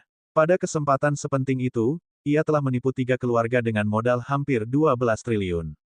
Kemudian reputasinya akan tercoreng di seluruh perbatasan selatan, dan bahkan seluruh Liangjing. Sejak saat itu, ia tidak akan lagi memiliki pijakan di dunia bisnis. Dengan sangat cepat, seekor kuda iblis berbulu putih baru dibawa masuk dan diletakkan di depan semua orang. Qiyu Wanjin menyeka keringat dingin di dahinya dan menjelaskan, "Semuanya, harap tenang. Mungkin kuda iblis berbulu putih telah melalui transformasi yang mengamuk dan tidak bisa mengamuk untuk saat ini." Kata-katanya berhasil meyakinkan ketiga keluarga itu. Mereka mengambil patung itu dan mendekati binatang iblis itu lagi. Namun, kuda iblis berbulu putih itu tetap tidak bereaksi. Ia bahkan mendekat dengan rasa ingin tahu dan mengendus apa isi patung itu. Ekspresi Qiyu Wanjin sangat jelek saat dia berkata, "Jangan khawatir, semuanya. Coba yang lain lagi. Ganti ibumu." Wajah kepala keluarga Wang berubah pucat saat dia menghancurkan patung di pintu Qiyu Wanjin, menyebabkan darah berceceran keluar. "Kembalikan uang hasil jerih payah keluarga Chen." Dia berbalik dan menatap tajam ke arah Xia Qingchen, menegur dengan marah, "Xia Qingchen. Aku percaya bahwa kamu adalah pejuang di hati orang-orang di perbatasan selatan. Karena penilaianmu, aku bangkrut untuk membelinya. Aku, Wang Xizong, tidak akan pernah menyangka bahwa kamu akan berbohong kepadaku." Kepala klan Chen juga sangat marah. Dia melemparkan patung di tangannya di depan kaki Xia Qingchen. "Persetan dengan mainan rusakmu itu. Bermarga Xia, kau benar-benar brengsek. Tidak kusangka seluruh keluarga Chen begitu menghormatimu, dan bahkan bergegas menemuimu hari ini. Tapi kau, orang yang paling gelisah dan marah adalah pemimpin klan Xiao. Klan Chen dan klan Wang hanya membeli satu, tetapi dia membeli 2. Pemimpin klan Xiao membawa kedua patung itu dan berjalan di depan patriark tua klan Xiao dengan amarah yang memuncak. Dia berkata dengan suara rendah, "Ayah, apakah ada yang ingin kau katakan?" Nada bertanyanya bagaikan pisau tajam yang menusuk tanpa ampun ke dalam hati kakek Xiao. "Sudah kubilang jangan membelinya dan lebih berhati-hati, tapi kamu bersikeras membuat keputusan. Sekarang, 6 triliun, usaha keras beberapa generasi semuanya sia-sia." Dia melempar kedua patung itu ke tanah dan melotot marah ke kakek Xiao. Mulutnya penuh ludah, hampir membasahi wajahnya. Anggota klan lainnya juga melotot marah ke arahnya. "Kamu sudah mundur ke belakang layar, mengapa kamu masih keluar untuk mengambil keputusan? Nenek tua itu benar-benar tua dan linglung. Mengapa kamu masih mempercayainya? Dia telah menghancurkan seluruh keluarga Xiao kita." Kakek Xiao menyeka ludah di wajahnya. Dadanya yang naik turun dan tangannya yang gemetar menunjukkan ketenangannya. Dia adalah anggota keluarga Xiao yang paling disegani. Dia pernah membalikkan keadaan dan menyelamatkan keluarga Xiao dari jurang kehancuran. Namun sekarang, karena campur tangannya yang tidak sah, dia memaksa keluarga tersebut untuk membeli 2 barang palsu, yang menyebabkan keluarga tersebut kehilangan kesetiaan dan menjadi sasaran kritik publik terhadap keluarga tersebut. Sebagai seorang tua yang akan meninggal, ini adalah kenyataan yang paling sulit diterima. "Jangan khawatir, aku yakin Tuan Xia tidak akan berbohong kepada kita," katanya perlahan. Begitu dia selesai berbicara, pemimpin klan Xiao dan generasi muda lainnya menjadi marah. "Kau masih percaya padanya?" Pemimpin klan Xiao mengumpat, "Ayah, pulanglah dan pensiunlah. Jangan datang dan menyakiti keturunanmu lagi, kami mohon padamu." Kata-katanya menghancurkan hati kakek Xiao, dan matanya menjadi basah. Dia melakukan ini demi kebaikan klan. Bagaimana ini bisa terjadi? Dengan berlinang air mata, dia menatap Xia Qingchen dan berkata, "Tuan Xia, aku sudah menjadi orang yang akan memasuki kuburan. Tolong jangan biarkan reputasiku hancur sebelum aku memasuki peti mati dan dicerca oleh generasi mendatang." Tatapan matanya yang memohon menarik simpati semua pedagang. Ketika Tuan Tua Xiao masih berkuasa, dia sangat dihormati dan disegani. Namun sekarang setelah dia tua, dia telah jatuh ke titik menangis dan mengemis. Xia Qingchen benar-benar telah menyebabkan kerugian besar bagi orang-orang. Omong kosong apa God of War? Pembohong. Xia Qingchen pembohong. Pembohong, keluar dari perbatasan selatan, keluar. Kami tidak menyambut pembohong seperti Anda di perbatasan selatan. Pikiran Qiyu Wanjin menjadi kosong. Sudah berakhir, semuanya sudah berakhir. Bukan saja perkumpulan pedagangnya telah gagal total dan tidak akan mampu lagi membangun posisi mereka di perbatasan selatan mulai sekarang, bahkan reputasi Xia Qingchen pun telah hancur total. Selain itu, situasi Xia Qingchen juga tidak terlalu baik. Di masa depan, kemungkinan besar dia tidak akan bisa membuat namanya terkenal. Siapapun yang menyinggung masalah Xia Qingchen yang terbaring di perbatasan selatan akan menggelengkan kepala. Tidak ada seorang pun yang akan menghormatinya lagi, dan Pangeran Liang juga tidak akan menempatkannya pada posisi penting. Di tengah kekacauan itu, Xia Qingchen merasa seolah-olah berada di sebuah ruangan yang tenang, sambil menyeruput tehnya dengan tenang. Melihat betapa tak kenal takutnya Xia Qingchen, pemimpin klan Xiao tidak tahan lagi.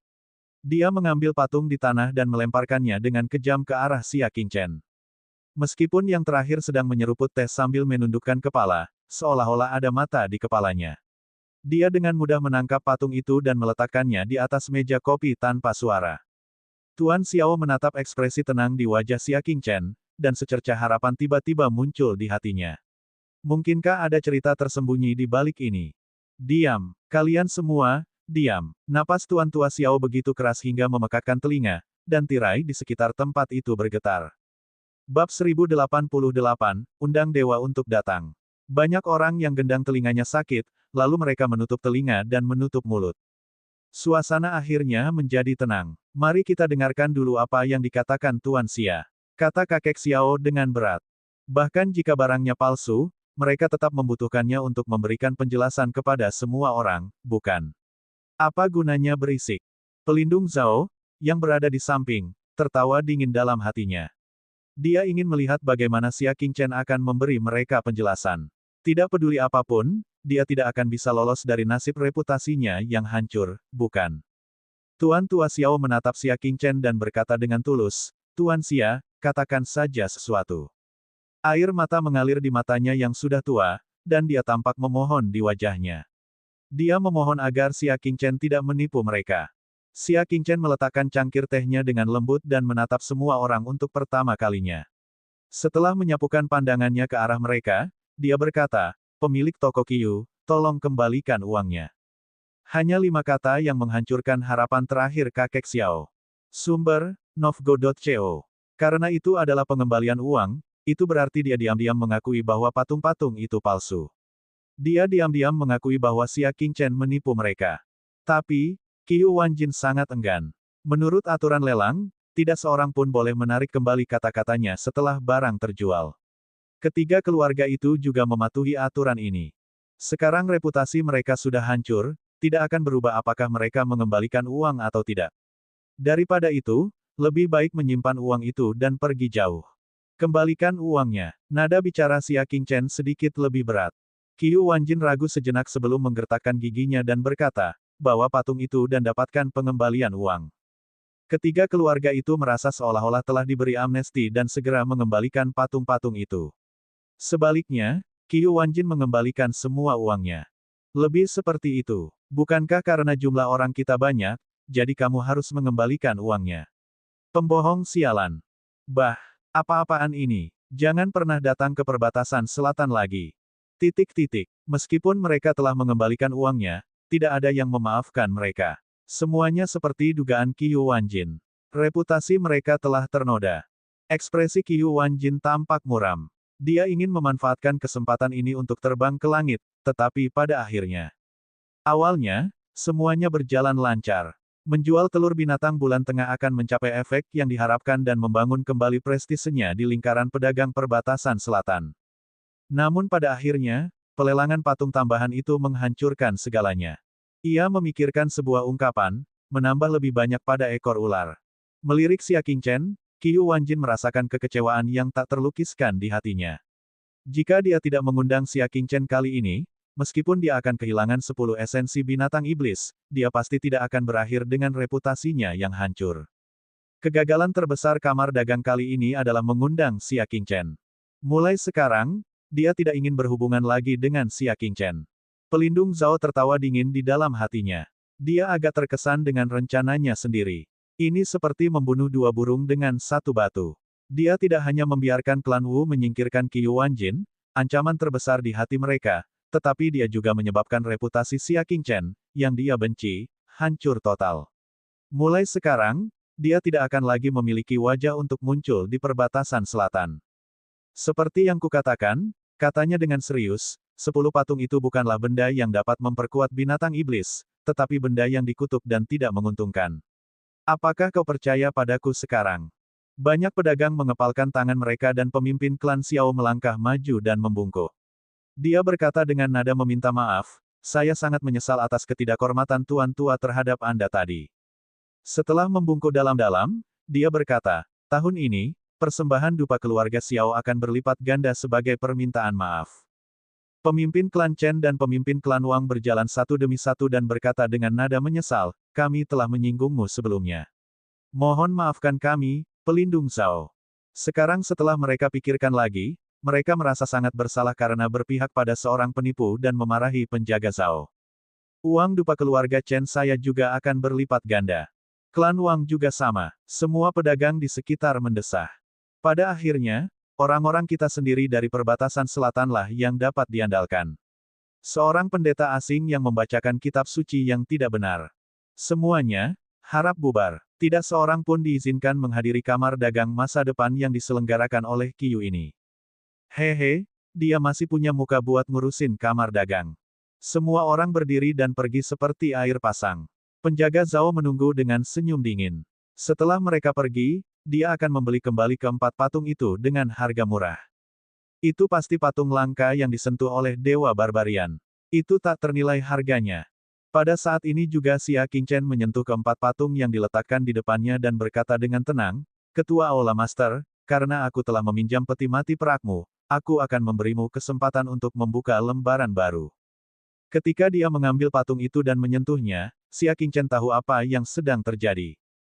Seseorang telah menggunakan spiritualitas kuil untuk menekan pengaruh keempat patung tersebut, jadi tidak peduli seberapa keras mereka berusaha, patung-patung itu tidak dapat membuat binatang iblis menjadi mengamuk. Kepala Aula Utama, yang seperti seorang kaisar, tidak mengatakan sepatah kata pun. Di bawah perlindungan para pelindung, dia duduk dengan tenang di singgasana dewa dan sama sekali tidak peduli dengan Xia Qingchen. Di matanya, Xia Qingchen hanyalah seorang manusia biasa, dan dia tidak peduli untuk melihatnya. Xia, kau menjual patung palsu, dan kau berani mengancam kepala aula. Pelindung Zhao menegur, bagaimana mungkin ada orang yang tidak tahu malu seperti itu di dunia ini. Dia sengaja meninggikan suaranya untuk menarik perhatian semua tamu yang sudah pergi.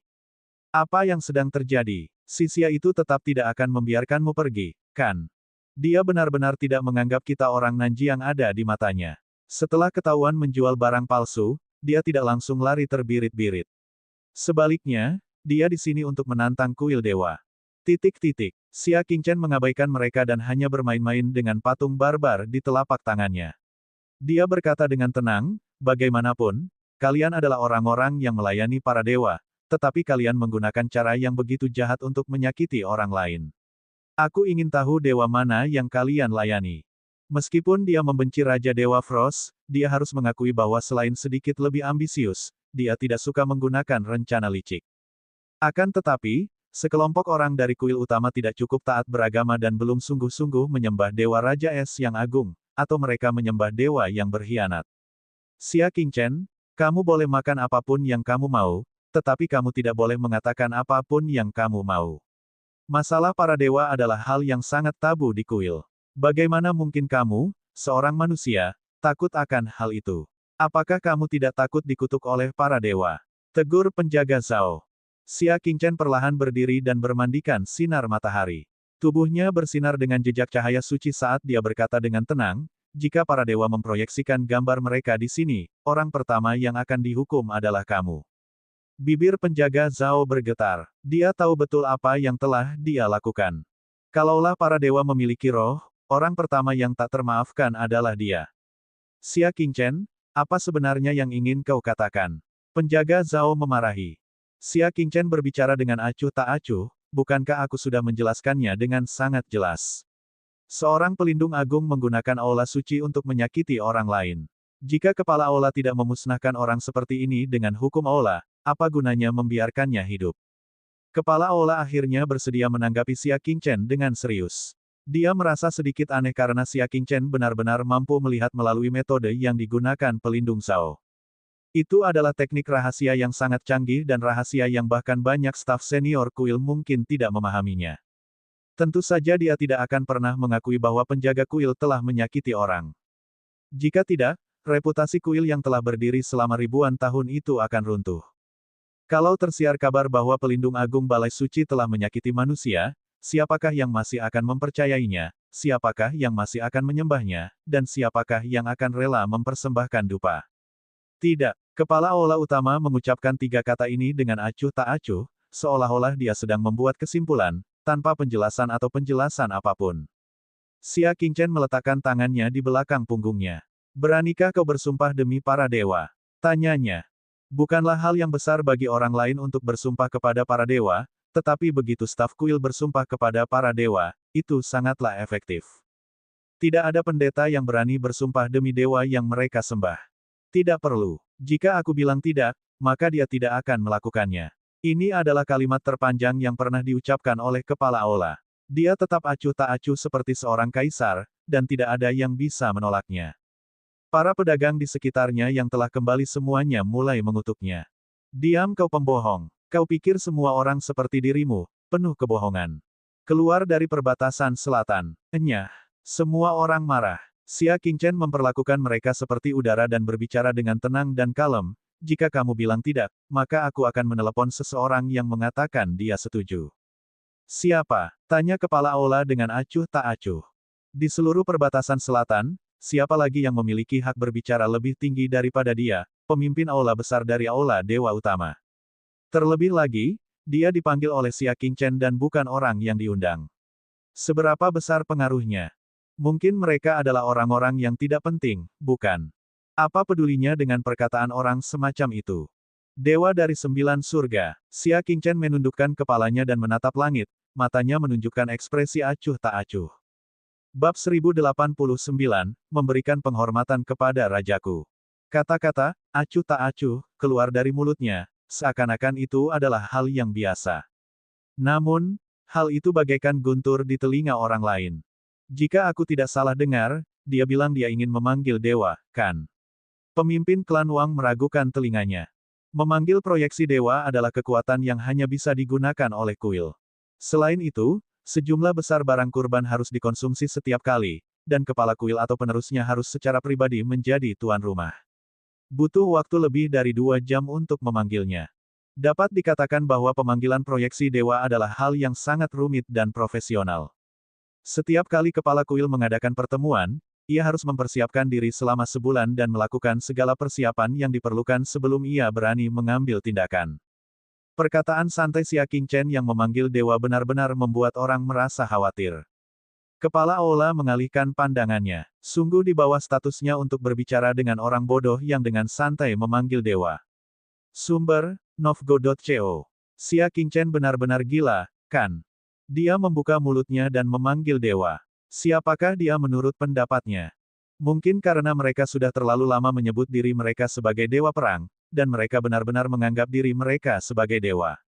Pelindung Zhao mencibir dan melambaikan tangannya, baiklah, kami tidak punya waktu untuk membuang-buang waktu denganmu. Kau bahkan memanggil para dewa, hehe. Ekspresi Xia Qingchen tenang. Dia menatap langit dan berkata dengan tenang, Tuhan, datanglah. Dia benar-benar melakukannya. Suaranya ringan, tetapi memiliki kekuatan khusus. Suaranya menembus udara, menembus awan, dan mencapai 9 langit. Seluruh kota surga selatan bergema dengan suara halusnya. Langit dan bumi seakan merasakannya. Angin kencang bertiup, dan awan gelap berkumpul dari segala arah, menutupi langit dan menekan ke bawah. Kota surga selatan yang tadinya masih terang dan cerah, berubah gelap dalam sekejap mata. Para pejalan kaki di jalan, penghuni rumah, dan orang-orang di restoran semuanya menjadi pucat karena ketakutan saat mereka melihat pemandangan aneh di langit. Wuh, di tengah-tengah tempat itu, angin kencang bertiup, pasir dan batu beterbangan, dan tirai di keempat sisinya terangkat. Binatang-binatang iblis di dekatnya mulai menggerakkan kuku mereka dengan gelisah, seolah-olah mereka mendapat firasat bahwa sesuatu yang buruk akan datang. Adegan yang mirip kiamat itu membuat semua orang di tempat itu terkejut. Mereka semua mundur ke sudut-sudut dan menatap perubahan dunia yang tiba-tiba. Suara mendesing. Sebuah lubang seukuran mangkuk muncul di awan, dan seberkas cahaya keemasan jatuh dari langit, kebetulan menyinari tubuh Xia Qingchen. Langit dan bumi gelap, hanya Xia Qingchen yang cerah dan suci. Dia seperti dewa yang turun ke dunia fana. Ledakan. Seketika itu juga, terdengar suara gemuruh dari awan gelap, seolah-olah suara guntur itu tepat berada di dekat telinga mereka. Ledakan itu membuat semua orang yang hadir menutup telinga dan menatap langit dengan lebih ngeri. Guntur tidak berhenti di situ. Guntur itu terdengar lagi, lalu guntur ketiga, keempat. Langit dan tanah dipenuhi dengan ledakan petir yang mengerikan. Namun, ada guntur di langit, tetapi tidak ada kilat yang jatuh. Seolah-olah kilat itu masih berkeliaran di langit, ragu-ragu dan tidak berani jatuh.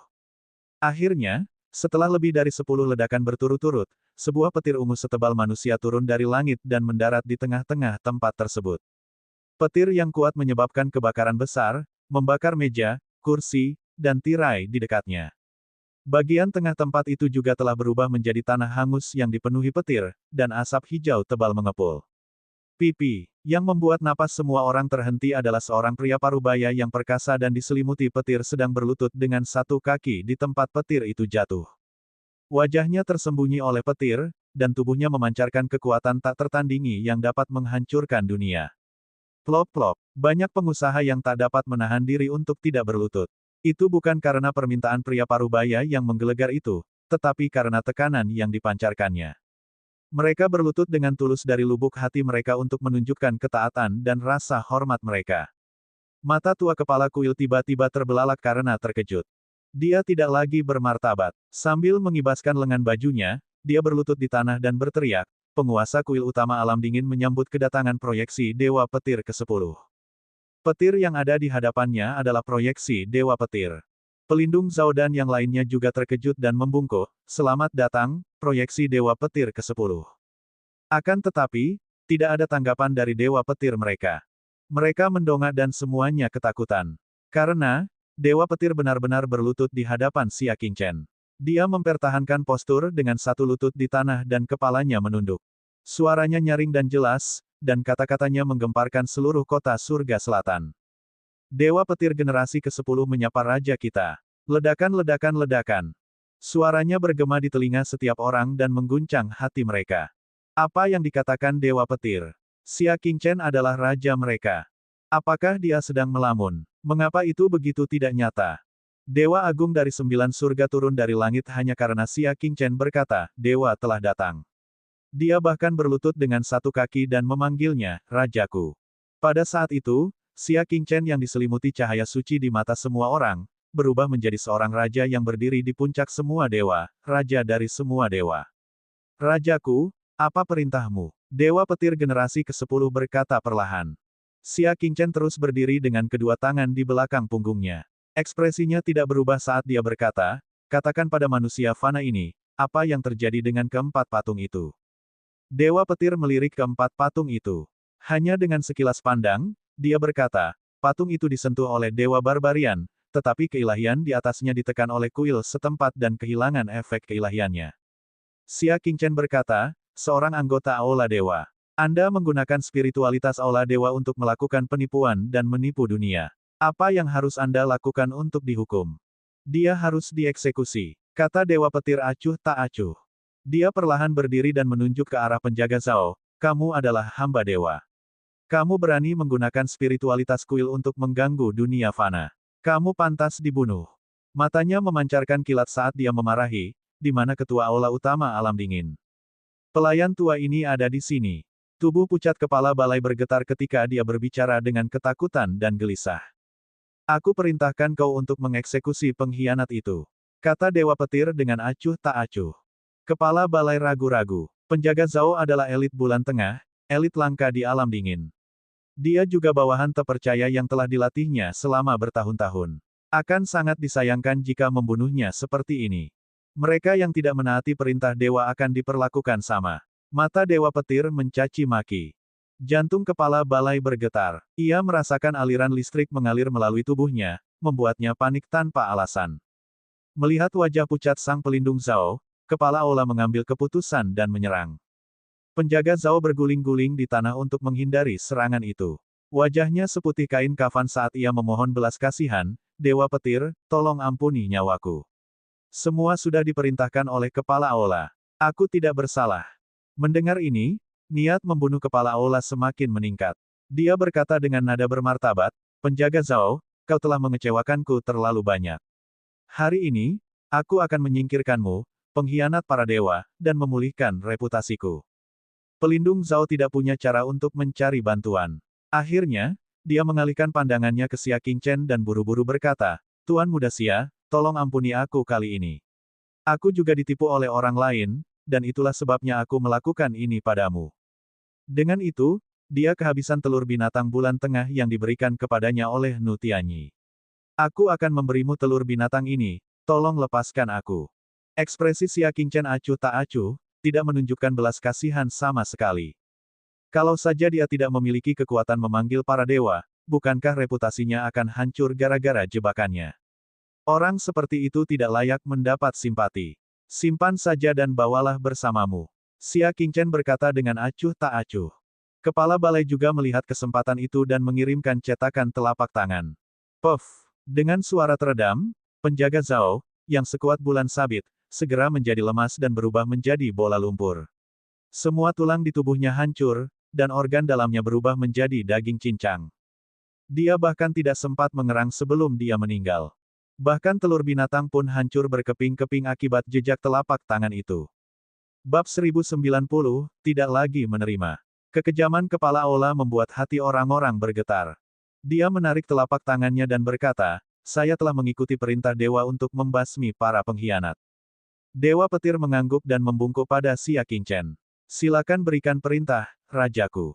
Ayo pergi. Xia Qingchen menatap ke langit. Ayo pergi. Ya, Dewa Petir berubah menjadi sambaran petir dan menghilang ke langit. Saat dia pergi, angin menderu berhenti, awan gelap dengan cepat menghilang, dan langit menjadi cerah kembali. Semua yang terjadi tadi bagaikan mimpi, seolah tidak pernah terjadi. Para makhluk yang melakukan pemujaan masih dalam keadaan terkejut, tidak mampu melepaskan diri dari keterkejutan itu untuk waktu yang lama. Mereka kadang-kadang dapat melihat proyeksi para dewa dalam upacara pengorbanan di kuil. Namun, ini adalah pertama kalinya seseorang dapat memerintah para dewa dengan gerakan sederhana. Tatapan mata yang tertuju pada Xia Qingchen dipenuhi dengan rasa hormat yang mendalam.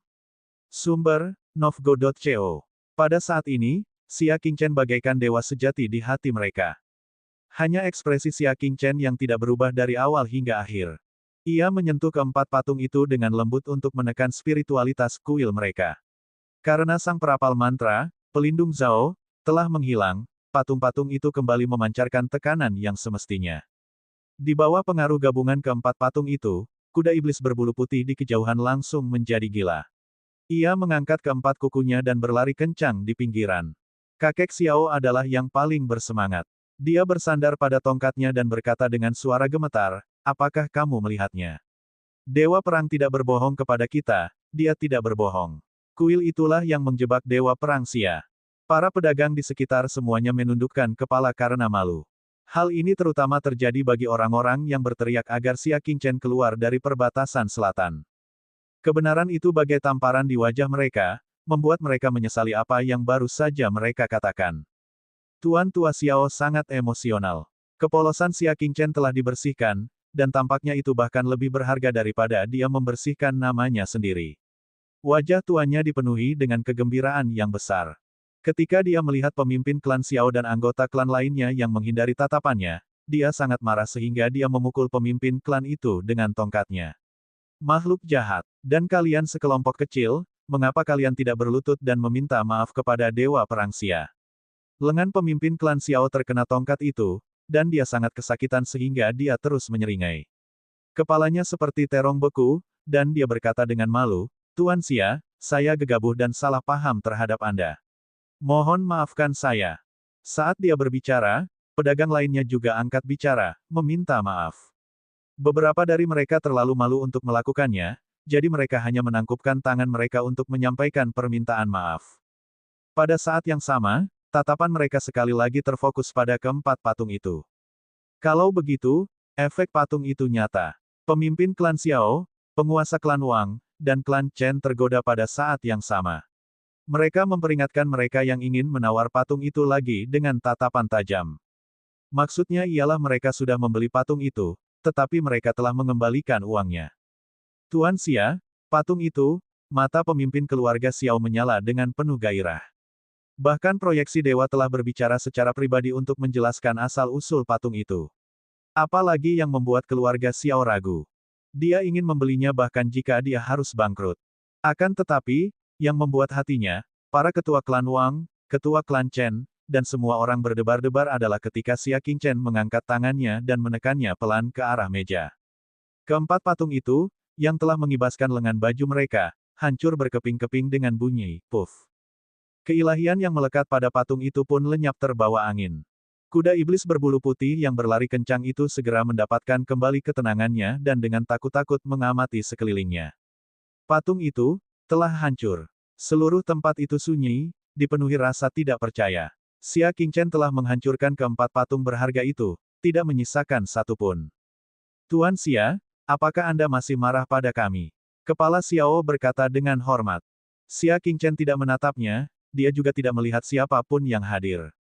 Dia hanya melihat langit yang tak berujung dan sunyi. Aku tidak marah. Aku hanya kecewa.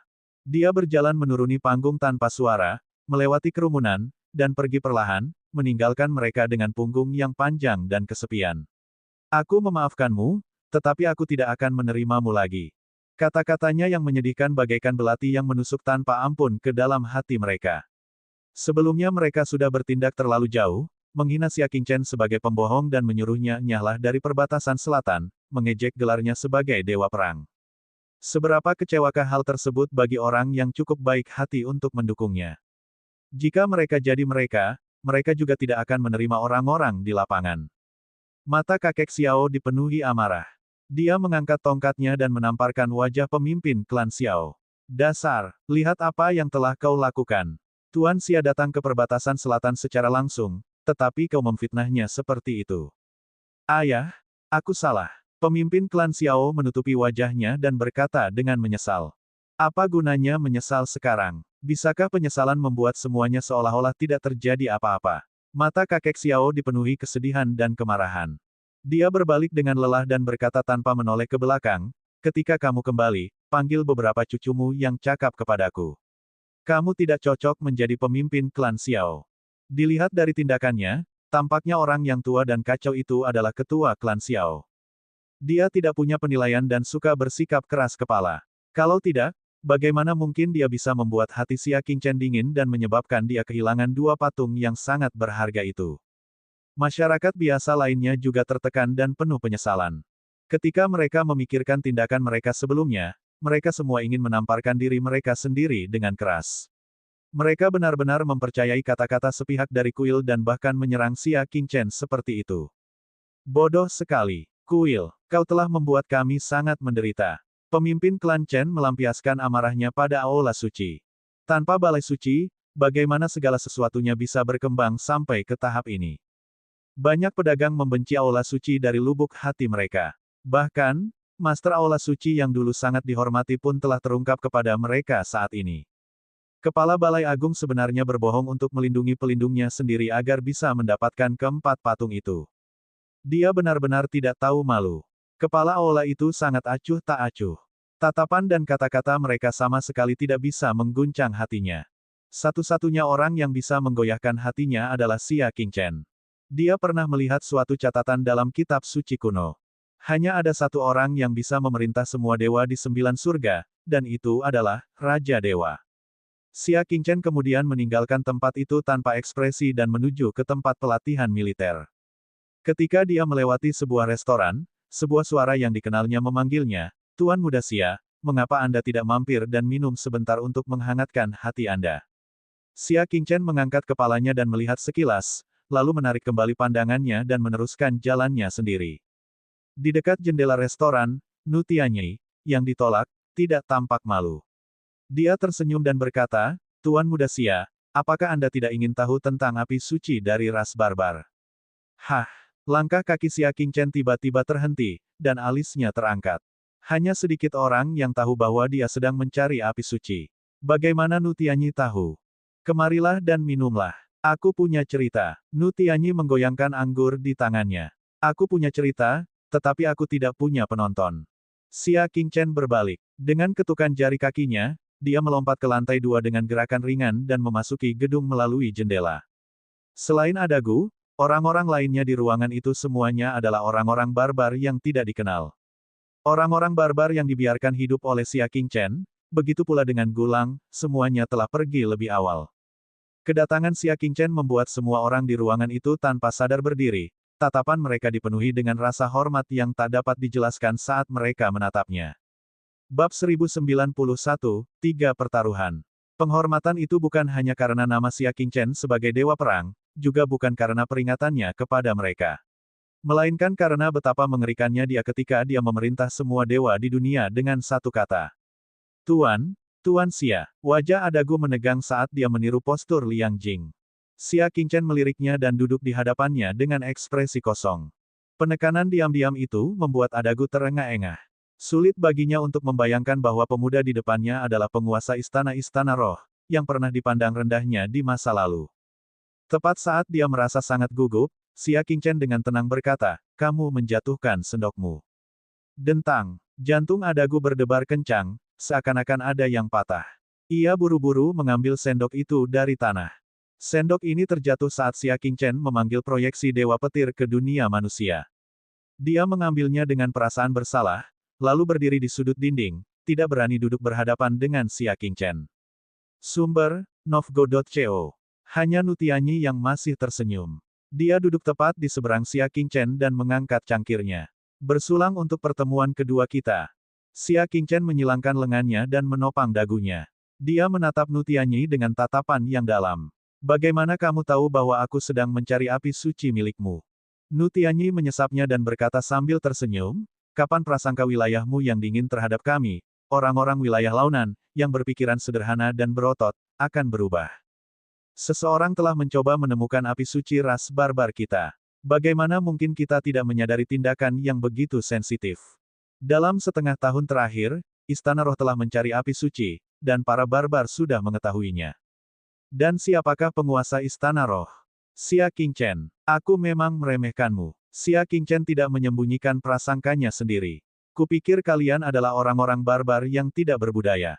Aku tidak menyangka ada beberapa orang yang berpikiran terbuka di antara kalian.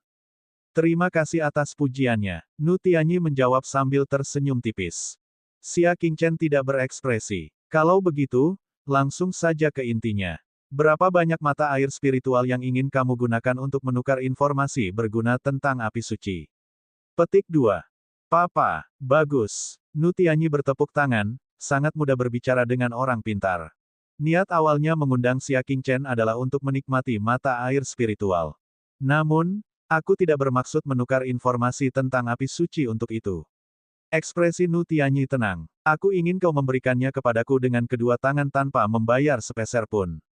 Xia Qingchen mengambil cangkir anggur bersih dan menuangkannya ke dalam cangkir. Dia berkata dengan tenang, tidak ada rencana. Aku jadi penasaran, apakah rencana Tuan Xia sama dengan rencanaku? Nu Tianyi tertawa misterius. Dia menyeruput anggur itu dengan jarinya, lalu dengan cepat menggambar sebuah kata di atas meja, lalu menutupinya dengan cangkir anggur, sambil berkata, Tuan Muda Xia, mengapa Anda tidak mencobanya? Xia Qingchen tidak mengatakan apa-apa, dia menggunakan jarinya untuk menggambar di atas meja yang terbuat dari berlian.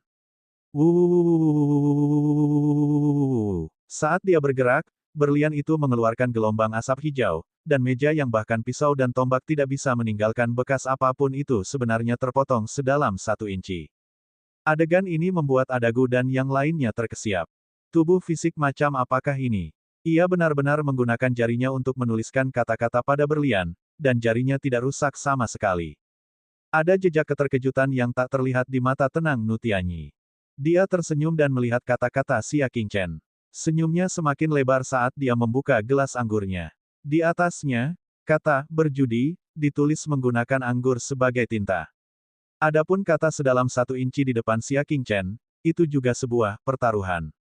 Hahaha, Nu Tianyi tertawa terbahak-bahak. Xia Qingchen adalah Xia Qingchen. Seperti yang diharapkan, dia tidak mengecewakanku. Sebagai penasihat militer ras barbar yang mampu menyusun strategi dan memenangkan pertempuran sejauh 1000 mil, pasukan Nu Tianyi tidak pernah mengalami kekalahan sejak ia mengambil alih pimpinan pasukan tersebut. Bahkan ketika dia berhadapan dengan Bai Zhantian, Panglima Lama yang telah mengintimidasi seluruh wilayah launan, dia tidak pernah terkalahkan. Ia memiliki rekor pertempuran yang tak tertandingi. Sebagai seorang pahlawan, musuh terbesarnya adalah kesepian.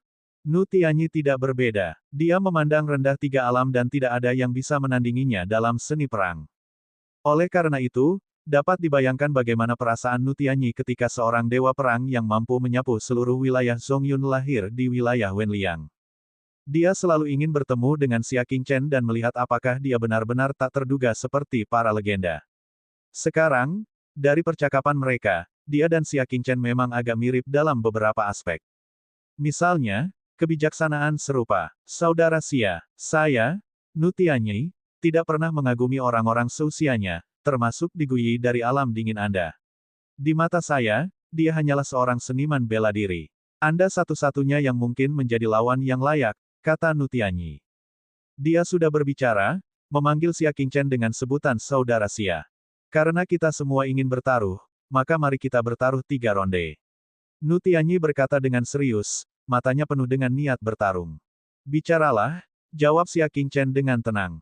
Sikapnya yang tegas tidak membuat Nu Tianyi marah, dia berkata terus terang, taruhan pertama, kita akan bertaruh pada chip di tangan masing-masing.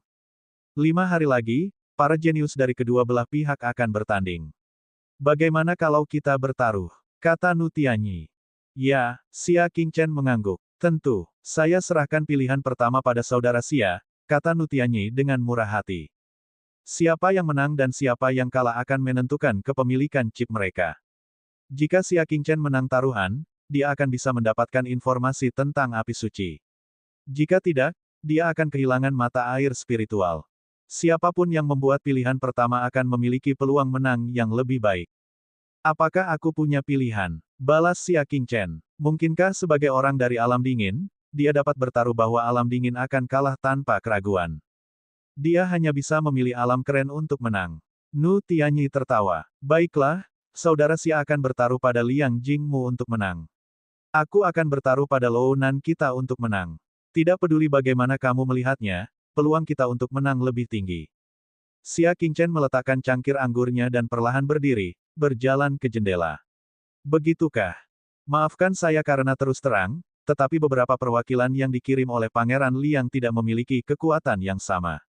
Mereka tidak dapat mengemban tanggung jawab yang besar. Nu Tianyi tersenyum lebar. Xia Qingchen tetap diam dan tidak mengatakan apapun. Dia menginjak tanah dan melayang ke udara, hanya meninggalkan suara halus. Siapkan informasi tentang api suci yang akan memuaskanku. Perkataannya terdengar seolah kemenangan sudah dalam genggamannya. Senyum di wajah Nu Tianyi berangsur-angsur menghilang dan digantikan oleh pikiran yang dalam. Adagu, apakah kamu sudah mengetahui kekuatan perwakilan alam dingin? Konselor militer, mereka menunjukkan kekuatan penuh mereka dalam tugas tempur terakhir di utara. Seharusnya tidak ada kesalahan. Nu Tianyi merenung cukup lama. Katakan pada peserta kita untuk berhati-hati. Jangan meremehkan musuh. Jika mereka kalah karena kecerobohan, mereka akan dipenggal. Katanya.